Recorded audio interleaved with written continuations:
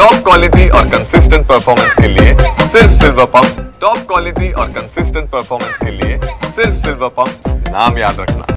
छत्रपती संभाजी महाराजांच्या जीवनावरती आधारित छावा हा चित्रपट जो आहे तो महाराष्ट्रात नव्हे देशभरात नव्हे तर जगभरात धुमाकूळ घालताना पाहायला मिळतोय। आणि छत्रपती संभाजी महाराजांचा गौरवशाली इतिहास जो आहे तो संपूर्ण देशभर जगभर पोहोचवण्याचं काम छावा या चित्रपटातून माध्यमातून केला गेलेला आहे। आणि छत्रपती संभाजी महाराजांच्या संदर्भातच आज विधानसभेच्या पायऱ्यांवर सत्ताधारी मंडळी जे आहेत ते आंदोलन करतात आहेत, परंतु संगमेश्वरचे राष्ट्रवादीचे संगमेश्वर चिपळूण या मतदारसंघाचे राष्ट्रवादी काँग्रेस पक्षाचे आमदार शेखर निकम आपल्या बरोबर आहेत। शेखर निकम जी, खरं तर छत्रपती संभाजी महाराजांचा इतिहास जो आहे तो जाज्वल्यपूर्ण आहे। छत्रपती संभाजी महाराजांची मुघलांनी जी अटक केली ती संगमेश्वरातून केली आणि आज गेल्या काही दिवसांपासून छत्रपती संभाजी महाराजांचा मुद्दा जो आहे तो सातत्याने प्रकर्षाने मोठा होताना पाहायला मिळतो। तुम्ही देखील मागणी केली की संगमेश्वरामध्ये छत्रपती संभाजी महाराजांचा स्मारक व्हावं म्हणून, काय नक्की नेमकी तुमची मागणी तुम्ही सरकार समोर ठेवलेली आहे? आपल्याला माहिती आहे छत्रपती संभाजी राजे हे अतिशय जाज्वल विचाराचे महापराक्रमी होते। अतिशय कमी वयामध्ये त्यांनी आपल्याला मोगलांच्या फौजांची अनेक आक्रमणं परतवून लावण्याचं काम केलं।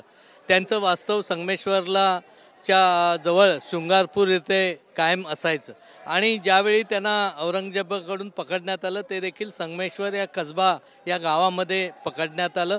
तिथं त्या वाड्यामध्ये ते राहत असायचे आणि हा सगळ्याचा इतिहास तिथल्या सर्वांना माहिती होणं हे अतिशय गरजेचं आहे। छावा चित्रपटामुळे लोकांपर्यंत आज घरोघरी ह्याच्या आधीच पोचलेले आहेत संभाजी महाराज, पण पुन्हा एकदा जाज्वल विचारांचं एक चांगल्या पद्धतीचं लोकांसमोर जाण्याचं काम झालं।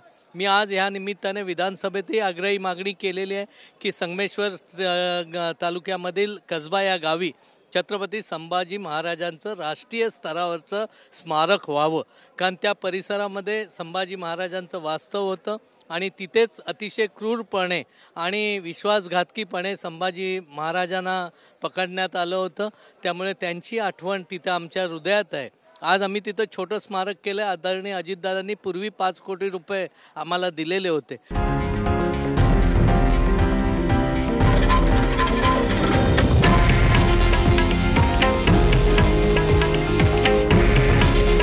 हे आहे देशातील नंबर 1 न्यूज नेटवर्क आणि आपण पाहत आहात TV9 मराठी।